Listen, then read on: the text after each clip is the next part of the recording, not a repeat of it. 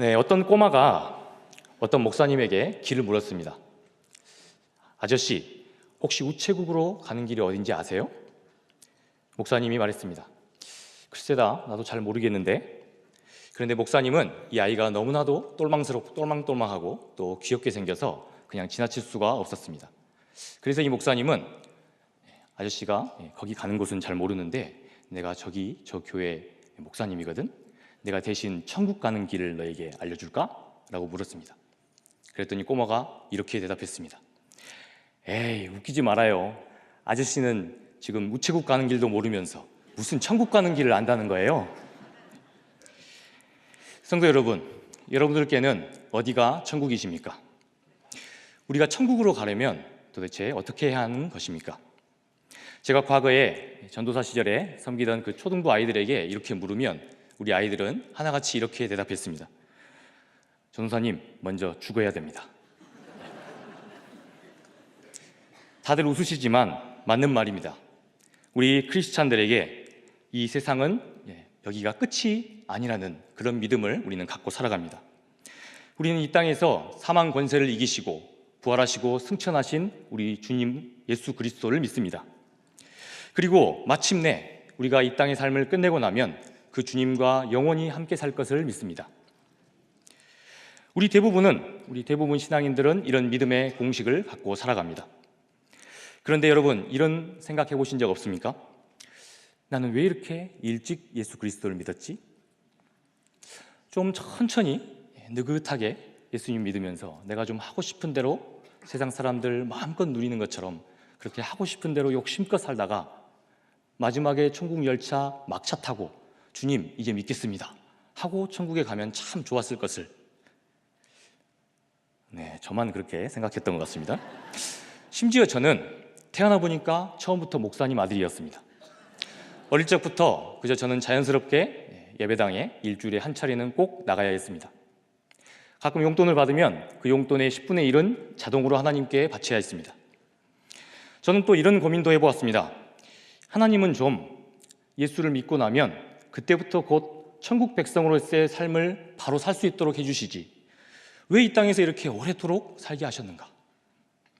여러분, 우리가 예수 믿고 난 뒤에 우리에게는 이 구원이 약속된 상황입니다. 그런데도 우리는 왜 늘 이 땅에서 언제나 결핍과 또 다툼과 이런 불안과 이런 한계 상황에 수시로 노출되면서 이런 어려운 삶을, 힘든 괴로운 삶을 살아야 하냐는 말입니다. 그럴듯한 질문 아닙니까? 이런 아주 수준 높은 질문을 던지는 그런 사람들을 가리켜서 제가 전공한 신학에서는 개똥철학을 하는 사람이다, 그렇게 표현을 합니다. 여튼 우리 예수 믿는 사람들 역시 이런 개똥철학과 같은 그런 궁금증들, 이런 질문들 하나씩은 갖고 살아갑니다. 그러나 거기서 멈추지 더 이상 우리는 이런 꼬리에 꼬리를 물며 왜 이 땅에서 하나님 나라가 바로 이루어지지 않는 것인가? 왜 바로 천국 백성 되지 않는 것인가? 이런 고민거리들을 안고 살아갑니다. 이처럼 이런 편견을 갖고 살아가는 우리들에게 오늘 우리 주님께서는 아주 귀중한 그리고 파격적인 말씀을 하십니다. 우리 함께 오늘 본문 말씀을 함께 읽겠습니다. 천국은 마치 밭에 감추인 보화와 같으니 사람이 이를 발견한 후 숨겨두고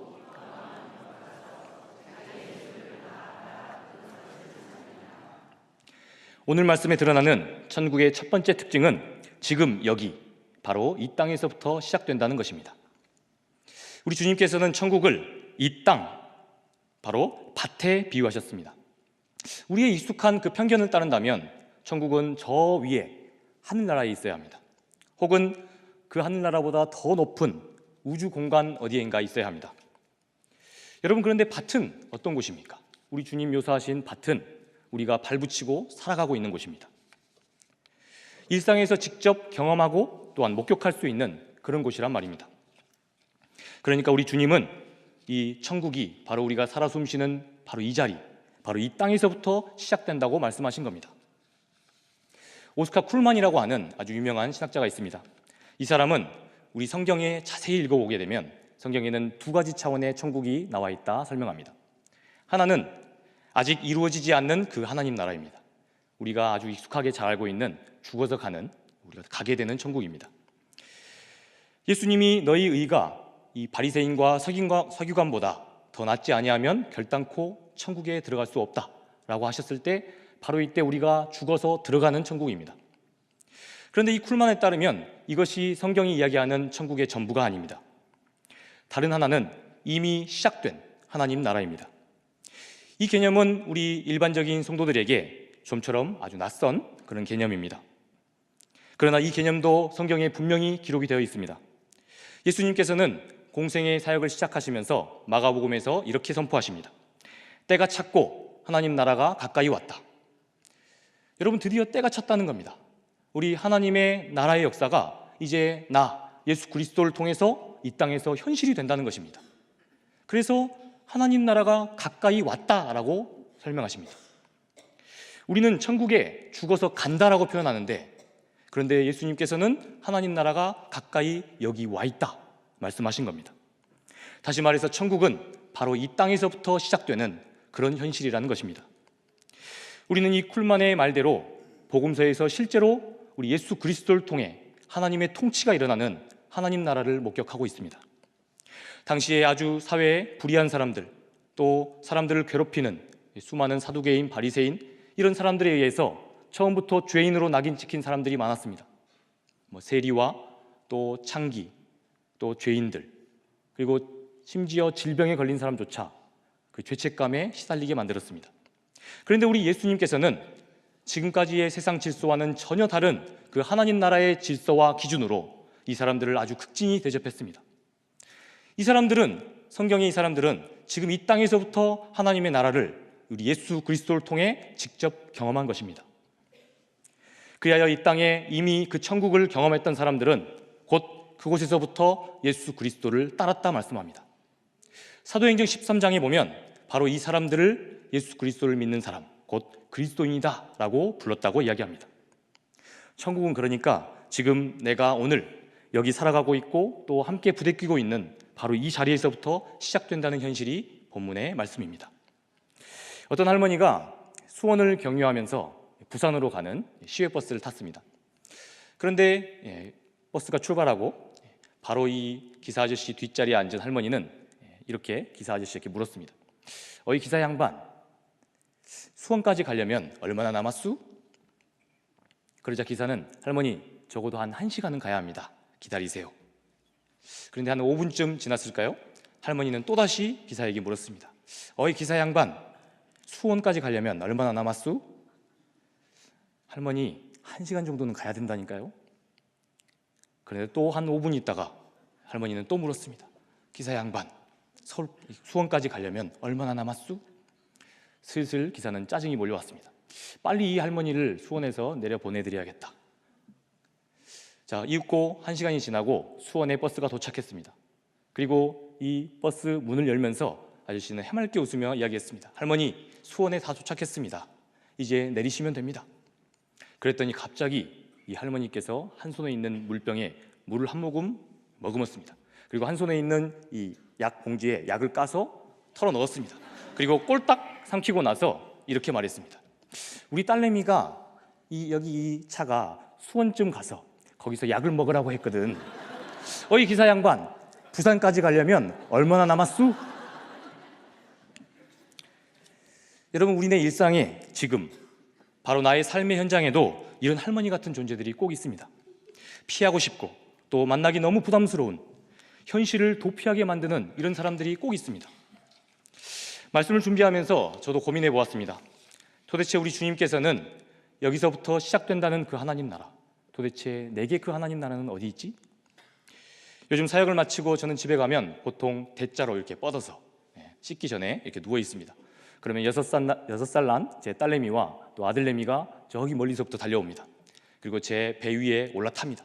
위에서 뛰기도 하고 밟기도 하고, 아빠 배가 어떻게 되든 상관없습니다. 하나의 놀이 공원에 온 것처럼 그렇게 밟습니다. 그러면 저는 잽싸게 소파로 도망칩니다. 그러면 저희 아이들은 기다렸다는 듯이 이 동화책, 무기를 들고 저에게 달려듭니다. 꼭 우리 아이들은 보면요, 정말 피곤할 때 동화책을 읽어달라고 합니다. 여러분, 그런데 제게 천국은 바로 그 자리에 있습니다.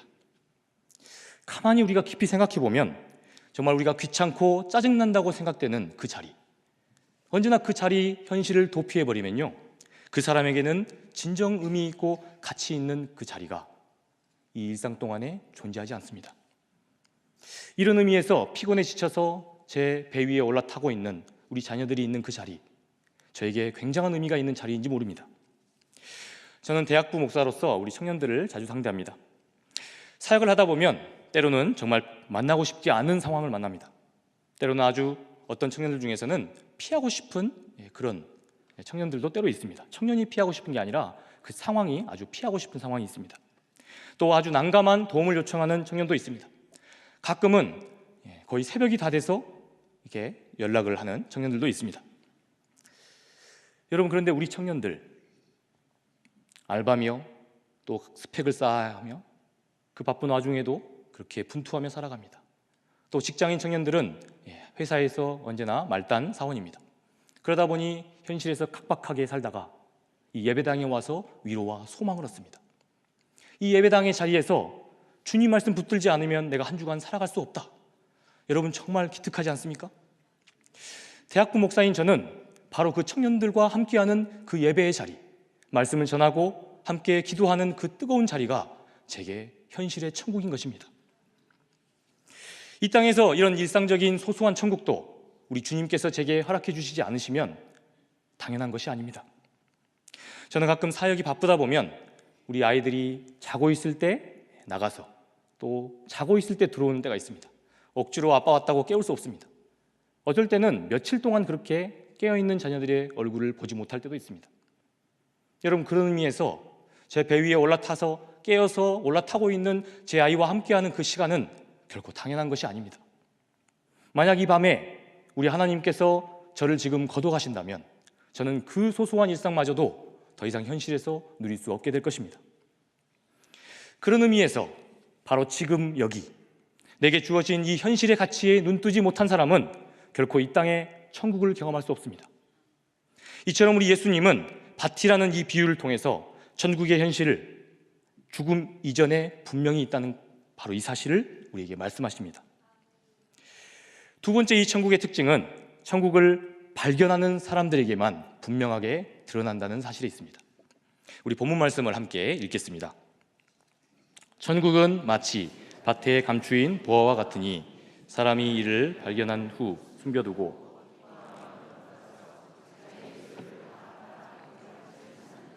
아멘. 주님께서는 이 천국 보화가 밭에 감추어져 있다 말씀하십니다. 고대 사회에서 이 밭은 종종 은행과 금고의 역할을 했습니다. 당시에 은행과 금고가 따로 있는 게 아니지 않습니까?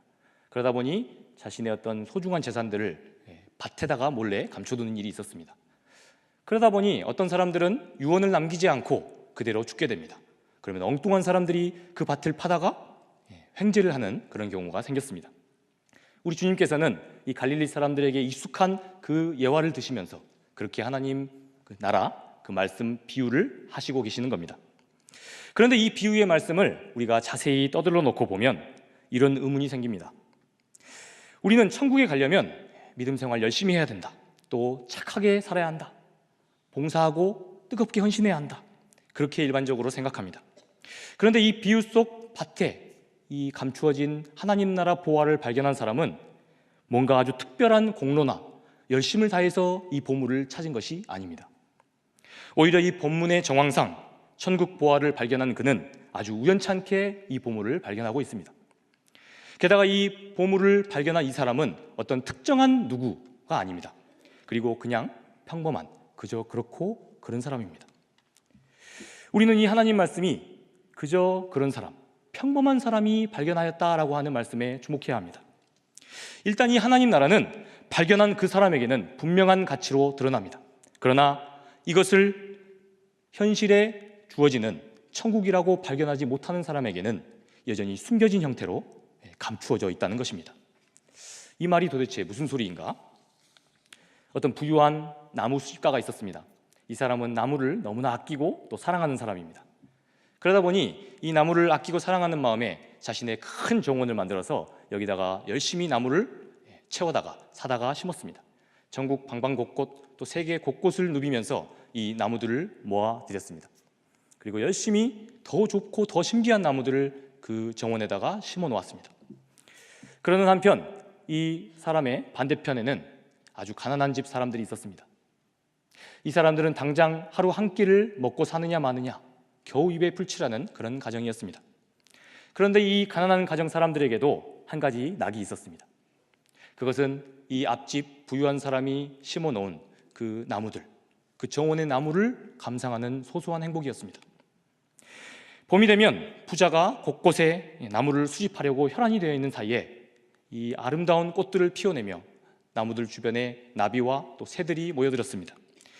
여름이 되면 나무들은 무성한 잎을 자랑하면서 자신의 어떤 생명력을 뽐냈습니다. 또 가을이 되면 마치 향연이나 일어난 것처럼 우리 주님의 위대하심을 찬양하는 것처럼 울긋불긋 아주 아름다운 단풍을 드러냈습니다. 그리고 겨울이 되면 앙상한 그 가지만 남아있지만 여전히 훗날을 기약하며 나무들은 잎사귀를 저마다 땅으로 떨궜습니다.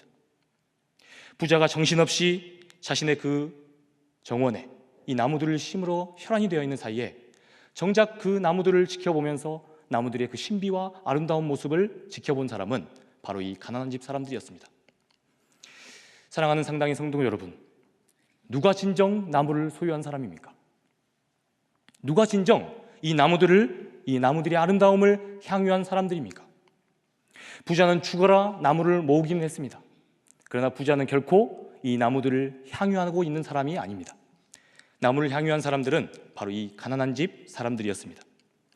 이런 의미에서 주님의 말씀은 틀리지 않았습니다. 이 땅에서 경험되는 이 하나님 나라는 실로 그것을 발견한 사람들에게만 현실이 됩니다.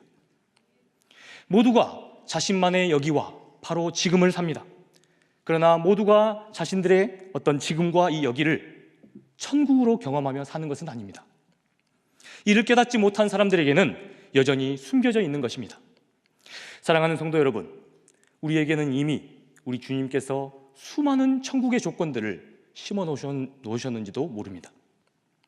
천국으로 만끽할 만한 수많은 행복의 조건을 이미 넘치도록 주셨는지 모릅니다. 바라기는 눈을 들어 우리 주님께서 주신 그 일상의 천국을 마음껏 누리시는 우리 상당 가족들 되시기를 기원합니다. 세 번째로 이 말씀 속에서 천국의 특징은 이 천국이 먼 곳이 아니라 우리들의 아주 익숙하고 또 일상적인 이 일상 속에 있다는 것입니다. 예수님의 이 하나님 나라 비유의 핵심은 바로 여기에 있습니다. 우리 말씀을 또 함께 읽겠습니다. 천국은 마치 밭에 감추인 보화와 같으니 사람이 이를 발견한 후 숨겨두고 기뻐하며 돌아가서 자기의 소유를 다 팔아 그 밭을 사느니라. 예수님은 처음부터 천국이 밭에 있다고 하셨습니다. 예수님의 이러한 비유의 선언을 듣고 아마도 듣고 있던 이 청중들은 매우 실망했을지도 모릅니다. 왜냐하면 이 비유의 말씀을 듣고 있는 사람들은 대부분 갈릴리 사람들이었습니다. 이 갈릴리 사람들은 언제나 자신들의 그 초라한 갈릴리가 아니라 사람들이 많이 모여 있고 그것도 부유한 사람들, 많은 것들을 누리고 있는 이 세상의 문명의 중심, 저 예루살렘, 이 예루살렘을 동경하고 있었습니다. 늘 이 부의 중심이던 로마와 또 그 로마의 화려한 도시들, 그래서 세상 많은 것들 누리고 살아가는 바로 그 사람들의 삶을 동경하며 살았습니다. 그런데 지금 우리 주님께서는 그 천국이 어디 있다고 말씀하십니까? 밭에 있다고 이야기합니다. 그 당시에 이 갈릴리 사람들에게 밭은 너무나도 흔한 곳입니다. 그저 도처에 어디에나 널브러져 있는 곳입니다. 그래서 누구도 별로 의미 있게 주목하지 않습니다. 바로 그런 곳에 천국이 있다니 예수님께서 뭘 잘못 드시고 혹시 잘못 말씀하시는 건 아닌가? 아마 그렇게 생각했을 겁니다. 별 볼 일도 없고 누구도 주목하지 않는 바로 그 밭, 바로 기대할 것이 없는 그 밭에 천국이 있다고 말씀하신 겁니다. 부임 설교이기 때문에 제 간증을 한 가지 좀 하겠습니다. 저는 이렇게 신대원을 다니던 그 시절에 오랫동안 연애하고 있던 제 아내와 함께 결혼했습니다. 그리고 처음에 야차산이라고 하는 그 광나루 신학교 바로 그 근처에 집을 얻었습니다. 형편이 넉넉하지 않아서 처음에 신혼집이 6평짜리 단칸방이었습니다. 그렇지만 이 방도 없어서 결혼을 쉽게 하지 못하는 또 우리 많은 동료들이 있었기 때문에 감사한 마음으로 그렇게 지냈습니다. 그러다가 1년이 지나고 나니 좁은 집에 살다 보니까 사랑의 결실이 생겼습니다. 저희 딸내미가 생긴 겁니다. 우리 딸아이가 생기고 보니 가뜩이나 이 좁았던 집이 점점 더 좁아지는 걸 경험했습니다. 이 딸아이의 각종 여러 가지 집기들, 아이를 키우다 보면 여러 가지 육아용품들이 또 차지 않습니까? 그리고 또 이 딸아이를 위해서 때로는 좋은 장난감을 좀 사주고 싶었습니다. 그런데 그 당시에 받는 봉급으로 원래 다들 그렇게 어렵게 시작을 합니다. 헌금 빼고, 그리고 독서비 빼고, 밥값 빼고, 이것저것 다 빼고 나면 별로 이렇게 남는 게 없습니다. 그래서 좋은 장난감 사주고 싶어도 그럴 능력이 안 됐습니다.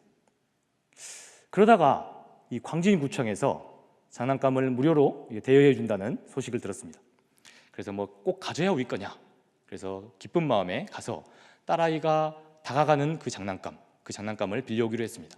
그래서 바운서라고 하는 장난감, 아이가 이렇게 안에 딱 들어가면 그 안에서 이렇게 폴딱폴딱 뛰는 그런 장난감입니다. 그날 그 장난감을 가져와서 그날 하루 방에서 너무 행복하게 보냈습니다. 그런데 문제는 그날 밤이었습니다. 그날 밤에 잠을 자려고 불을 껐습니다. 그리고 잠자리를 펴고 제자리에 이렇게 누우려고 하니까 제 발에 그 장난감이 걸리는 겁니다. 그래서 이렇게 발을 딱 뻗고 잘 수가 없게 된 겁니다.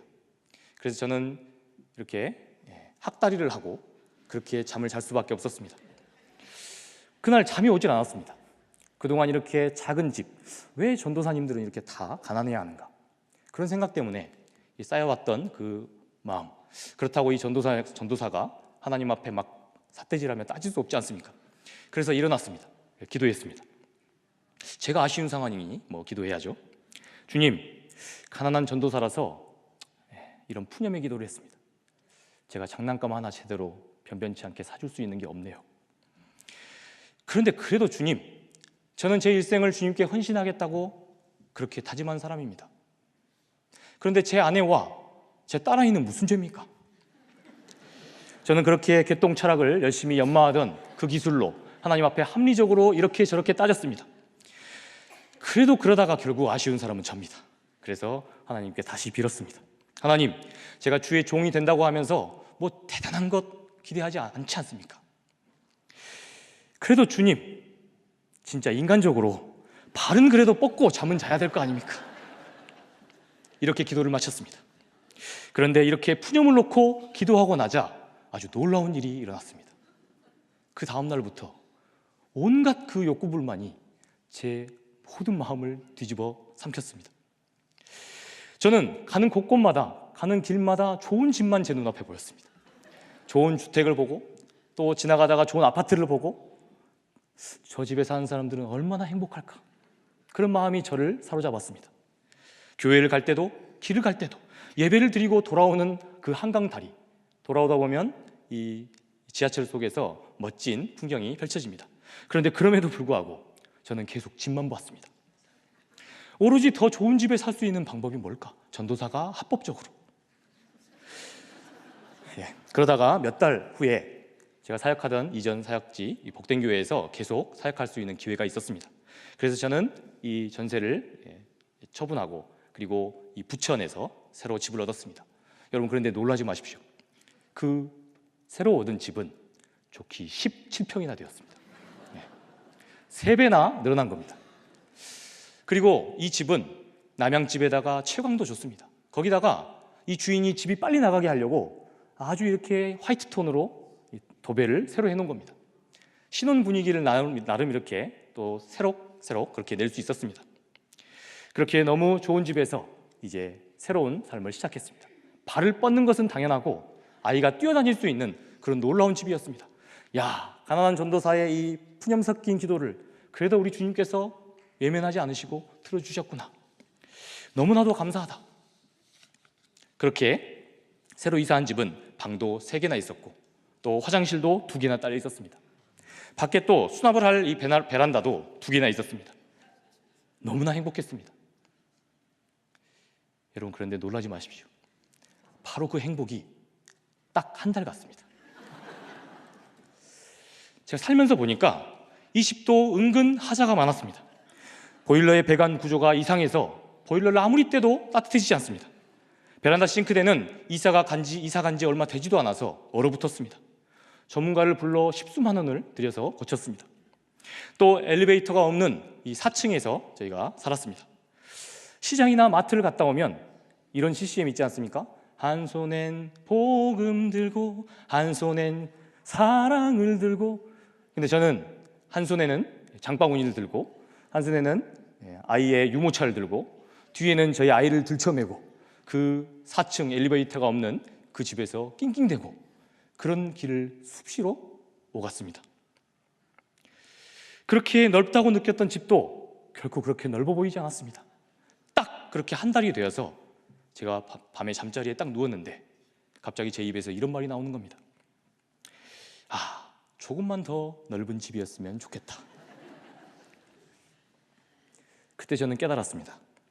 그렇구나. 이 세상이 주는 그 행복이라는 것은 여기까지구나. 살기 좋은 환경과 그 조건이 주는 그 행복은 여기까지구나. 딱 한 달 가는 거였구나. 이것들이 나라는 존재를 온전히 채워주는 것이 아니로구나. 그래서 우리 주님께서는 말씀하신 겁니다. 천국은 우리의 일상의 전혀 다른 조건과 다른 상황, 다른 환경, 다른 그 조건 속에서 경험되는 것이 아니라는 겁니다. 오히려 천국은 우리가 일상 속 지극히 평범한 곳에서 하나님께서 그 일상을 천국으로 볼 수 있게 해주셔야 깨닫게 되는 것입니다. 여러분, 그렇게 놓고 주님의 눈으로 이 우리의 밭, 이 일상의 현장을 보면 이 밭이 새로운 의미로 다가옵니다. 여러분, 밭은 우리가 밭에 무엇을 뿌립니까? 씨앗을 뿌립니다. 그러면 이내 이 씨앗은 싹이 트고 또 결실합니다. 그러면 우리는 놀랍게도 이 밭에서 난 그 산물을 먹고 살아갑니다.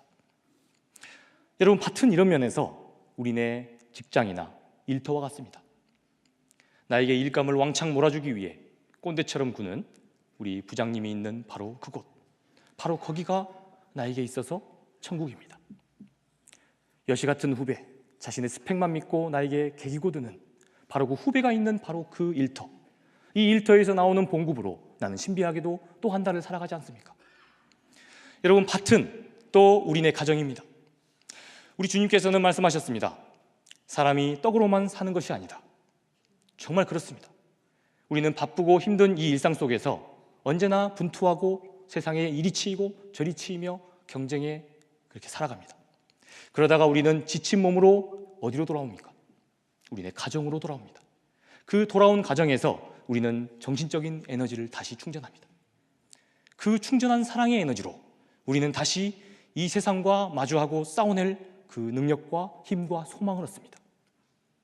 그런 면에서 이 말씀 그대로 우리의 일상성 속에 천국은 이미 가까이 와 있는지 모릅니다. 그런데도 우리는 대개 천국을 멀리서 찾으려고 합니다. 먼 미래에서 찾으려고 합니다. 혹은 우리보다 더 유능한 사람, 우리보다 더 주목받는 바로 그 위대한 삶, 그 삶의 천국이 있을 거라고 생각합니다. 사랑하는 성도 여러분, 여러분들은 어디에서 천국을 찾는 사람들이십니까? 말씀을 이제 맺고자 합니다. 마지막으로 한 번 더 이 하나님 말씀을 읽겠습니다.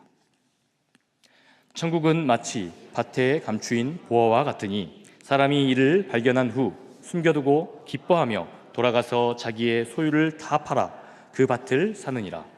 아멘. 이 결론 뒤의 말씀을 보면 일상의 천국을 발견한 사람은 기뻐했다고 했습니다. 천국을 발견했기 때문입니다.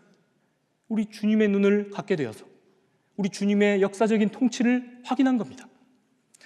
그런 사람은 이 일상에 깃든 참된 천국을 찾은 사람은 자신의 소유를 다 팔아치운다라고 말씀합니다. 바로 천국의 놀라운 기쁨의 가치를, 참된 기쁨의 가치를 발견했기 때문입니다. 오랜 세월 돈 또한 명예, 나에게 성공, 내가 세상에서 바로 이런 것들이 소중하다 이렇게 혈안이 되어서 모으고자 했던 나의 모든 그 소유를 다 팔아치운다는 겁니다. 그리고 여러분, 무엇을 산다고 했습니까? 이 밭을 산다고 합니다. 우리의 소소한 일상, 그러나 그 자리에 천국이 깃든 바로 그 일상의 자리, 그 일상의 자리를 산다는 것입니다. 사랑하는 성도 여러분, 선교적 교회로서 우리가 일상 속 천국을 드러내 보이기 위해서 우리가 진정 버려야 할 것들은 무엇입니까? 우리 각자가 한 명의 교회로서 세상에 나아가서 과감하게 포기할 것들은 무엇입니까? 바라기는 우리 상당의 모든 가족들 모두가 일상의 행복을 발견하실 수 있기를 축원합니다. 일상의 순간들에 하나님 놀라운 역사, 그래서 천국을 경험하는 놀라운 역사가 우리 상당교회에 넘치도록 하나님 아버지께서 그렇게 이끌어 가실 것입니다. 기도하겠습니다.